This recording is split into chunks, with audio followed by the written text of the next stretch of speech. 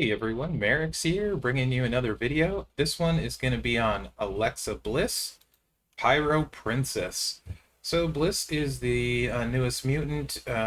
She's this weekend's contest. Um, she's not shardable in the sense that there are no shards in the event for her, so you have to get lucky and pull her, or get lucky from a bag.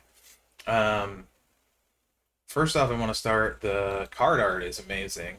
I think this poster looks super cool, and her design looks really good. She is a modern era aggressive acrobat. She, of course, has the Mutants link. Any color move starts reduced by 3 for your opponents, and then gems do 5% more damage. She is a coach. At 9k, reinforced gems do 2,200 more damage. Nothing super exciting. That's not game changer-ish for me.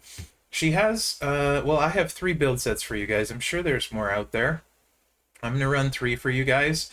And probably shockingly, I like this first one the best because I think it's a lot more consistent. However, in Feud, you would need a 17k Santa Hogan to make it work. As you can see, I don't have a 17k Santa Hogan. So do keep that in mind. But this would probably be the way I would run her if I did have a 17k Santa Hogan, and we'll cover that later. Nothing too amazing on her. I do have a level 15 gem damage medal. The blue move damage isn't quite maxed, so it's just to buff the finisher a bit. I have a Steph plate on her for the preview. It's not going to make a difference for this build set. It will for the last one that I think most people expect to be the build, which when it works very well. She's going to hit super hard in Feud because multiply gems get buffed ×2 stronger, and then they hit harder too. So expect to have her hit much harder in Feud, much like Steph. Striker Steph hits a lot harder in Feud, and Striker Wendy. Same sort of situation where she's going to hit a lot harder in Feud. I do have Bliss at gold. Naomi is available on the Mutants Return Women's Modern Tour at gold, so even though it's a class advantage, I do have a gold to go against, so I'm going to go ahead and do that for you guys. She was changed from earlier. Her multiply gems were 5. Now they're ×7. So the first moveset here is the Mutated Twisted Bliss 10 MP finisher. Deal 135k damage, choose 7 gems to make into blue, pin the opponent. Mutated Mandible Claw submission, place 7 gems and do 89k damage for 3 turns. Remaining gems turn into strength 7 on the board.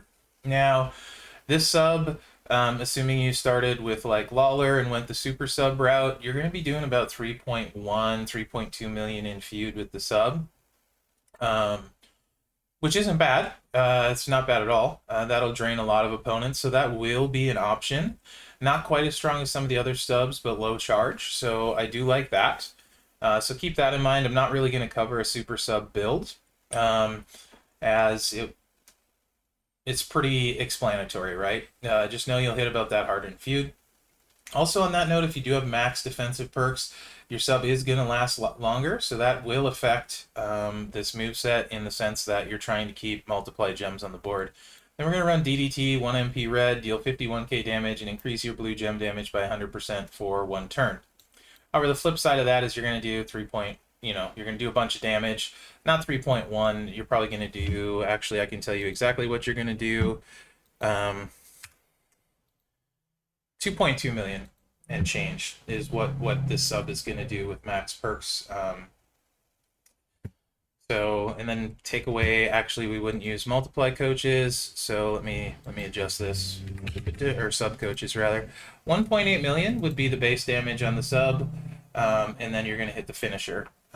So there's that too. So you might lose some gems, but you're gaining some damage, I guess. So there's that. Anyway, Entourage, we're going to run double blue, Alpha, and Santa Hogan. Again, 17k to make this turn 1 in Feud. Otherwise, you'd be, having to do a swipe in there too. So let's go. I would use cheap shot, head games, that sort of thing on this. For prize wall plate, showstopper, when you break blue, you change red into green, just give you a little bit more damage sort of thing. Of course, you can see on tours, everything will start loaded. Wouldn't be that way in Feud. And you want to try and keep these kind of close-ish. Generally, the AI is probably going to end up matching this green. We're going to drop these blue down. Probably okay. Try and kind of keep them on the same row. It's hard to predict. There's only 3 turns here, so it's a little bit easier. And we kept all of them alive so far. She's probably going to... Nope, may take the black one. So we kept all of them alive, so that's nice. Now we're going to buff our blue gems. So our base on these multis that are blue is going to be 323k. The goal is to change them all to blue. And we can do that.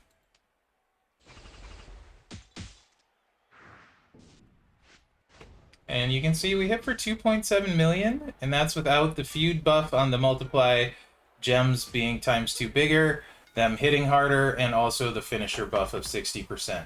It's going to hit super hard in feud. Again, I think this would probably be my favorite one, assuming I had 17k Santa Hogan, as I think it's a lot more consistent than the one that I think everybody's going to expect to be the best one, which we'll get to last. And that's why I have the stuff played on for that one.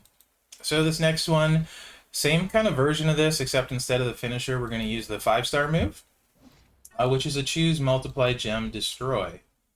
However, because it's a choose, it doesn't mean it lands on blue. We are going to take the buff move, because not a lot really goes with it.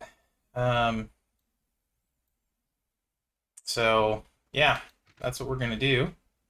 We're going to change this up, and instead of AJ, we're going to put Matt Hardy to get a little bit bigger multiply gems. The other thing you could do with this, potentially, but you'd be at the mercy of the board, is you could probably, instead of Matt Hardy, you could run with Bray, dual MP trainer. You could toss out the Pyro move and try and find somewhere where you can do a 3-match after the sub, maybe? I don't know. It's not great. That's why I didn't bother showing it, so I just don't think it's a super viable option. But, you know, if you really wanted to, you could probably mess around with that. Anyway, I digress. Put Matt Hardy on here. So, same sort of thing, except because the Sister Abigail is 7 MP, 82k damage, choose 7 multiply gems to destroy, we don't need to worry about double MP trainer. And you are choosing multiplies, but obviously we want to stick to blues, as that's her biggest modifier, and we have the buff for 100%. And if they ever release like a All Heart or Rhonda's Jacket type of skill plate that buffs blue gem damage after a sub, then both of these two movesets become even more attractive. Same metal that I would use on this one too, for right now. This is loaded every turn, so no reason not to hit it. For this, we really want to keep them on blue gems, so you basically are at the mercy of the board. Where they are is where they are. I know she can match there, but it's not her primary color. Let's see how many are left. There's a row break she's probably going to take one out. Nope, we lucked out there. Yep, there goes 3 of them. So this is that's the problem with this build. We did keep 4, which isn't terrible. And you're going to see, I want to say they're like 400k a piece. Yeah, 415k. So obviously we're going to hit for 1.6 million change. Sister Abigail's cool, seeing Bliss do that. We can only destroy 4 because we lost 3. Obviously reloads the moves.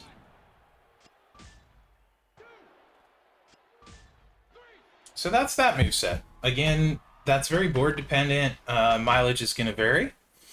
Now let's go for the moveset. I think everybody on paper is like, ooh, Steph plate, this build. I do have the Steph plate on her for this.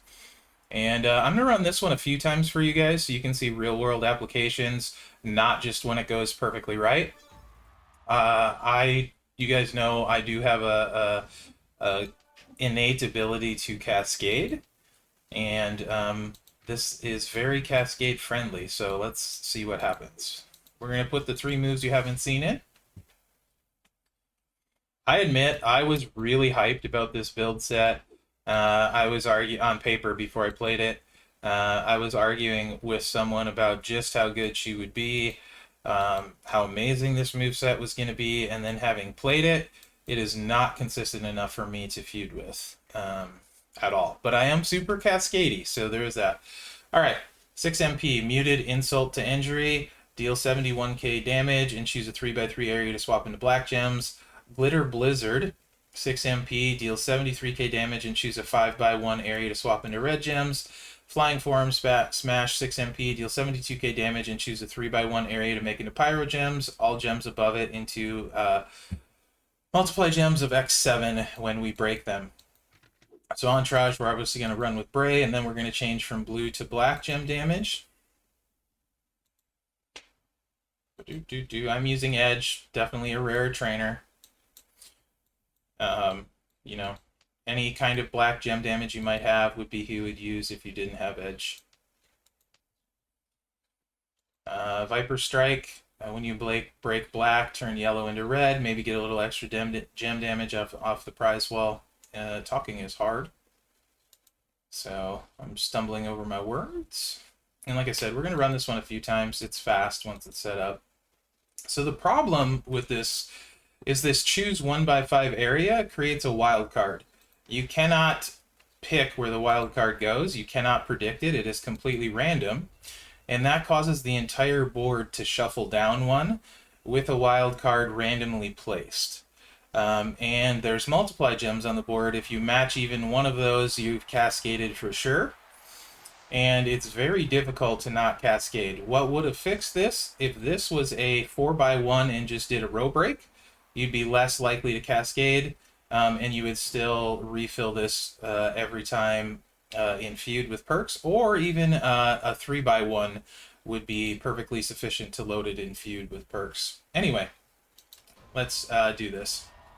So we got to do a 5 match, which is going to shuffle the board down one somewhere. We don't know where, so it doesn't really matter where you put this. We do want black gems.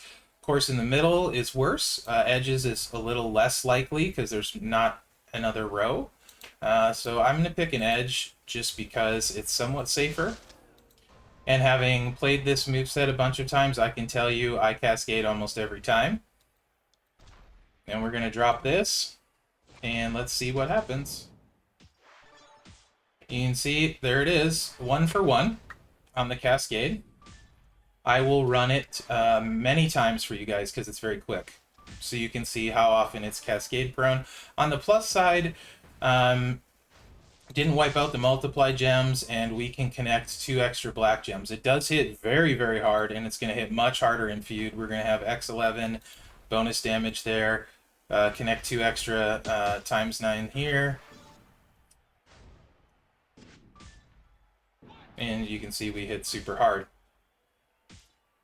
Albeit after a cascade. I'll run this at least 3 or 4 times, and let's just see how many times I cascade it. And you can't predict where that wild card goes on this, so you can look at the board all you want, but it isn't going to change the fact that a random wild card is going to end up somewhere you can't predict.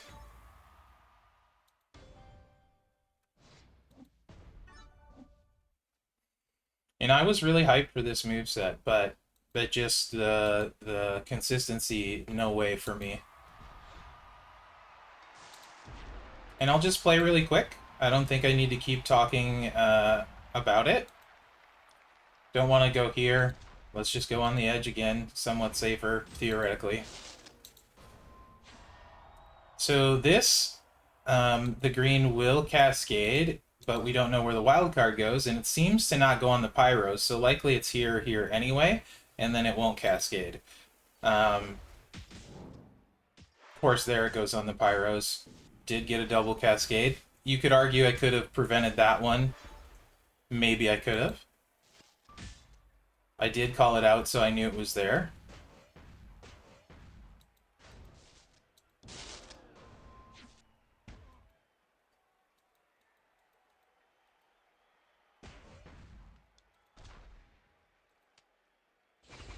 Probably should have went up one more in case the wild card ended up here. No, that was fine. It didn't do,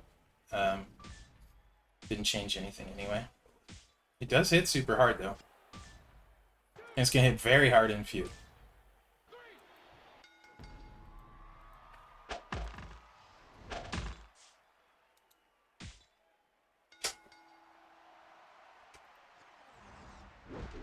Alright, let's run it. I'm going to run it at least 2 more times.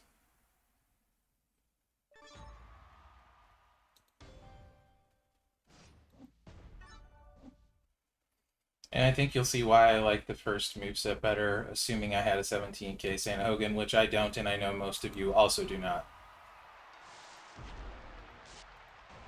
But hey, maybe for Christmas in July. So here we have it here, so we don't want to put it here. Let's go this side, see if we can outsmart the game. Not that it's going to matter, because again, we cannot predict a wild card.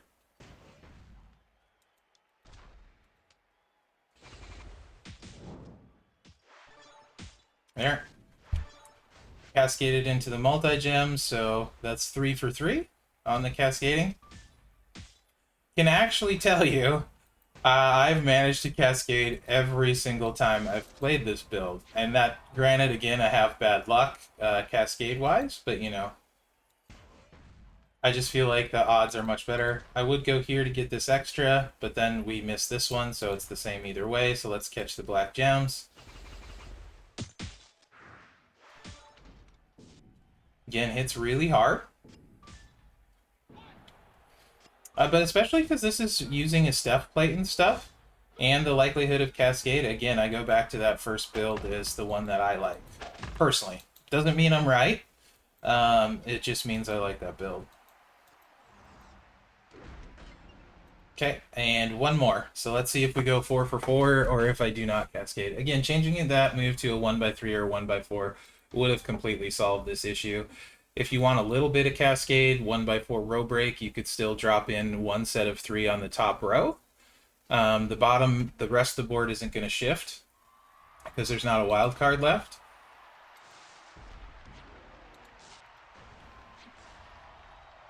Okay, so we want to stay away from this side because of here. This side, I mean, there's a lot going on, so I mean, we're gonna try it. I don't think either side is great here, but let's see if this is the one where I get lucky and do not cascade.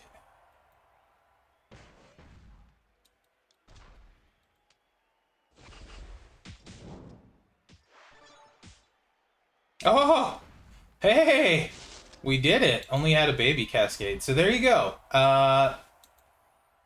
1 out of 4 I didn't cascade. And you maybe that other one I wouldn't have if I had changed it to the other side. The world may never know.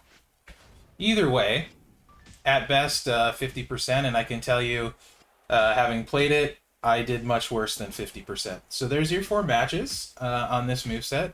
I would not use the Steph plate and run it that way, assuming I had 17k Sanhogan. Heck, I might even be inclined. Likely, I would just do the super sub set, to be honest, unless I had 17k Sanhogan.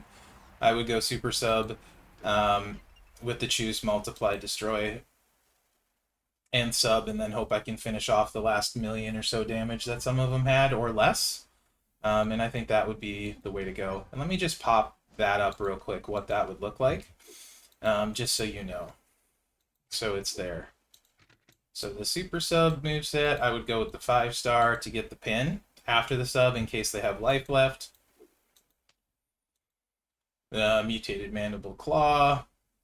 And then it really doesn't matter, right? So I guess I would take the damage of the DDT both turns, and then hopefully have it left on the blue gems for a little bit of boosted damage.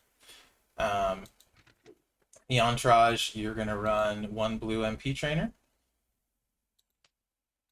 I wasn't planning on doing this, but why not? Because I feel like in Feud, no need to run it, right? Because I can't even show kind of close to the damage, but this way you guys will have the trainer set up to see if you want it. Not destroy, we want damage.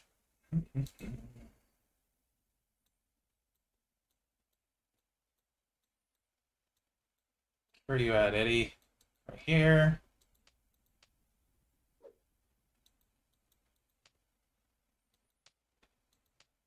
This No, Drew's yellow. Who's blue? Roman's blue. I think I have him equipped to somebody somewhere. I don't even know what talent my level is at. Well, Shelton's going on there. And yes, no.